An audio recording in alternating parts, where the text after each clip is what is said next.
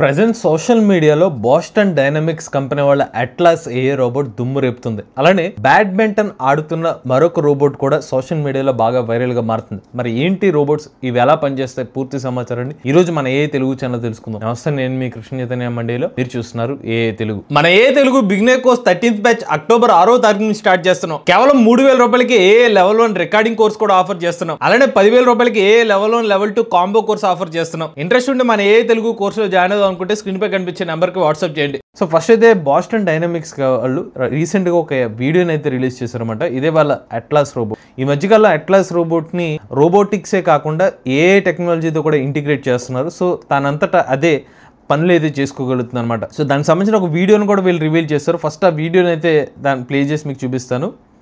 మీరు చూసినట్లయితే ఈ రోబోట్ ఏదైతే ఉందో కంప్లీట్గా అటానమస్గా టాస్క్ అయితే చేస్తుంది అనమాట. మనకి న్యూరల్ నెట్వర్క్స్ని ఉపయోగించి రెయిన్ఫోర్స్మెంట్ లెర్నింగ్ ద్వారా ఈ రోబోట్ అయితే వర్క్ అయితే చేస్తుంది అనమాట.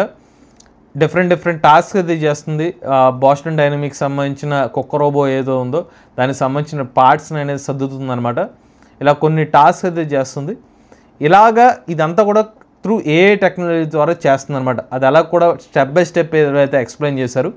యూజువల్గా ఈ రోబోట్ వర్క్ చేసేది 4 రకాలుగా వర్క్ అవుతుంది అనమాట. ఫస్ట్ డేటా కలెక్షన్ అయితే ఉంటుంది. అంటే రియల్ రోబోట్ కన్నా ముందు సిమ్యులేషన్ ద్వారా కొంచెం ట్రైనింగ్ అయితే వస్తుంది. దాన్ని డేటా కలెక్షన్ ద్వారా ఫస్ట్ స్టెప్ అయితే స్టార్ట్ అవుతుంది. నెక్స్ట్ చూసినట్లయితే ఆ డేటాని మనం ప్రాసెస్ చేసుకుని దాని నుంచి మెషిన్ లెర్నింగ్ పైప్ లైన్ అయితే రెడీ అవుతుంది సెకండ్ స్టెప్లో. మూడోది ఒక న్యూరల్ నెట్వర్క్ని అయితే ట్రైన్ చేస్తారు. అది ఏంటంటే మనకి పాలసీస్ నుండి లోబడి ఇది హ్యూమన్స్కి ఎటువంటి ఇబ్బంది పెట్టే విధంగా లేకుండా ఇలాగ ఒక పైప్ లైన్ నథింగ్ బట్ ఒక న్యూరల్ నెట్వర్క్ని పాలసీని అయితే అదంతా ఇంప్లిమెంట్ చేస్తారు. ఇక 4 చూసుకున్నట్లయితే ఆ పాలసీని యూజ్ చేసుకుని టెస్ట్ కండిషన్స్ టాస్క్ని కంప్లీట్ చేయడం 4వ పని అనమాట. దానికి సంబంధించిన ఇంకొక ఇమేజ్ చూడొచ్చు. ఇన్పుట్ ఇమేజెస్ ఉంటుంది. డిఫరెంట్ ఇమేజెస్ ద్వారా ట్రైనింగ్ అయితే ఇస్తారు. ఇమేజ్ ఎన్కోడింగ్ అలానే లాంగ్వేజ్ ఎన్కోడర్ అయితే ఉంటుంది. దాని తర్వాత డిఫ్యూజన్ ట్రాన్స్ఫార్మర్లోకి వెళ్తుంది. ఇక్కడ ట్రైనింగ్ అవుతుంది. ఫైనల్గా ట్రైనింగ్ అయిన దాన్ని యాక్షన్ స్పేస్లో ఏదైతే ఉంటుందో ఇలా ట్రైనింగ్ అయిన ఇన్ఫర్మేషన్ అయితే మీకు డిస్ప్లే చేస్తున్నారు. అలానే దీని బిహేవియర్స్ డిఫరెంట్ అసలు ఈ పర్టికులర్ ఏ రోబోట్ ఎలా వర్క్ చేస్తుందంటే ఒక స్పాట్ సంబంధించిన లెగ్ని ఎలా ఫోల్డ్ చేస్తుంది. ఇప్పుడు ఈ కుక్క రోబో సంబంధించిన కాల్ చూడండి, అది దాన్ని ఫోల్డ్ చేస్తుంది అనమాట. కింద కాల్ని అలా ఫోల్డ్ చేస్తుంది. అదొక టాస్క్. సో మనం ఏంటంటే సింపుల్గా చేసేయగలుగుతాం. బట్ ఏ రోబోట్స్కి అది చాలా పెద్ద టాస్క్ అనమాట.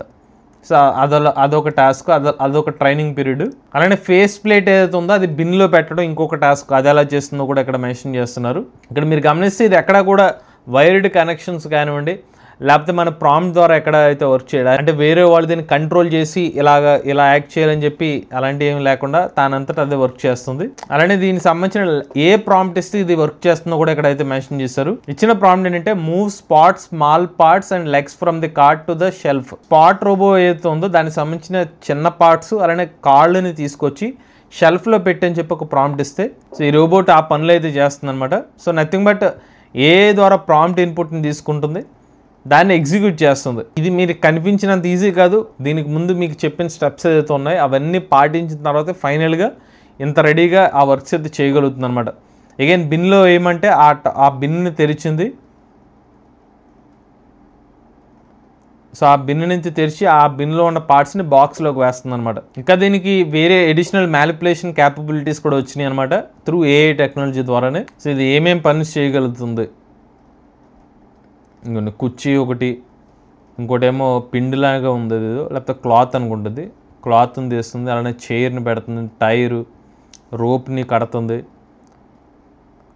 టాయ్స్ అనేది మడుస్తుంది.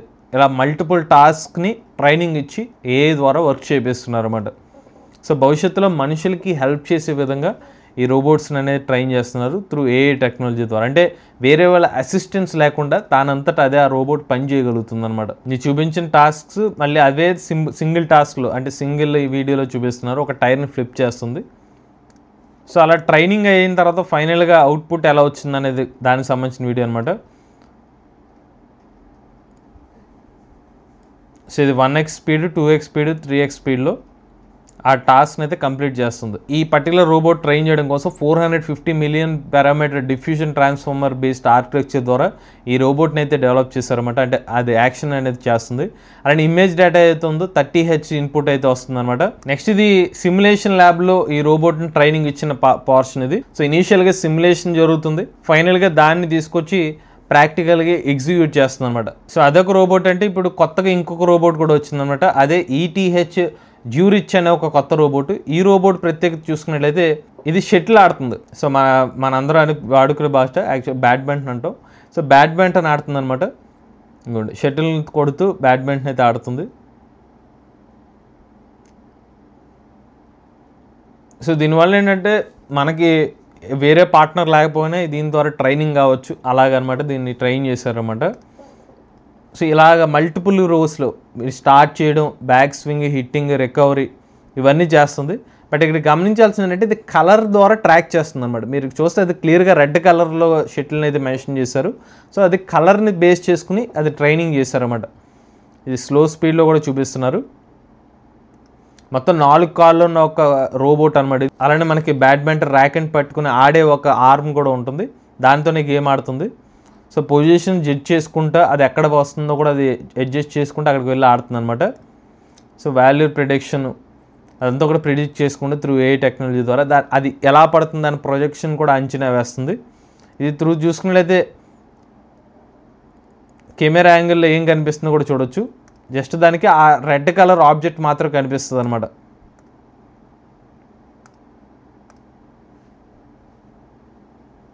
ఫైనల్గా దాన్ని డిఫరెంట్ ప్లేసెస్లో దీన్ని టెస్ట్ చేశారన్నమాట. అది ఎలా ఆడుతుంది అనేది.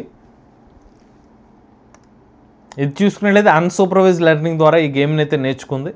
అలా నేర్చుకున్న తర్వాత ఇలా ఇదైతే పర్ఫామ్ చేస్తుంది అనమాట. ఇందాక చూసిన రోబోట్ చూసుకున్నట్లయితే డైలీ వైజ్ టాస్క్లో మీకు హెల్ప్ చేయడం కోసం బోస్టన్ డైనమిక్స్ కంపెనీ వాళ్ళు డెవలప్ చేస్తున్న ఒక హ్యూమనాయిడ్ రోబోట్ అనమాట. సో ఇది చూసుకున్నట్లయితే ఒక పర్టికులర్ టాస్క్ మీద వర్క్ చేస్తున్న ఒక AI రోబోట్ అనమాట. ఇది ఒక కేవలం బ్యాడ్మింటన్ ఆడడం కోసం, బ్యాడ్మింటన్ వేరే వాళ్ళకి ట్రైనింగ్ ఇచ్చే విధంగా డెవలప్ చేసిన ఒక AI రోబోట్. సో ఇలాగ భవిష్యత్తులో మనకి AI టెక్నాలజీ ఉండడం వల్ల ఏంటంటే మనుషులు కొన్నిసార్లు అందుబాటులో లేకపోతే వీరి దాట ట్రైనింగ్ కావడం కానివ్వండి, కొన్ని రిమోట్ ఏరియాస్లో అవసరాలు తీర్చే విధంగా AI టెక్నాలజీ హెల్ప్ అయ్యే అవకాశం ఉంటుంది. అలానే మన AI తెలుగు ఛానల్ తరపున కేవలం 3,000 రూపాయల నుంచి AI కోర్స్ అయితే ఆఫర్ చేస్తున్నాం అనమాట. ఎవరైనా ఇంట్రెస్ట్ ఉంటే మన AI తెలుగు కోర్సులు జాయిన్ అవుదాం అనుకుంటే స్క్రీన్పై కనిపించే నెంబర్కి వాట్సాప్ చేయండి. ఇప్పుడు లేటెస్ట్ AI కోసం AI తెలుగు ఛానల్ సబ్స్క్రైబ్ చేసుకోండి.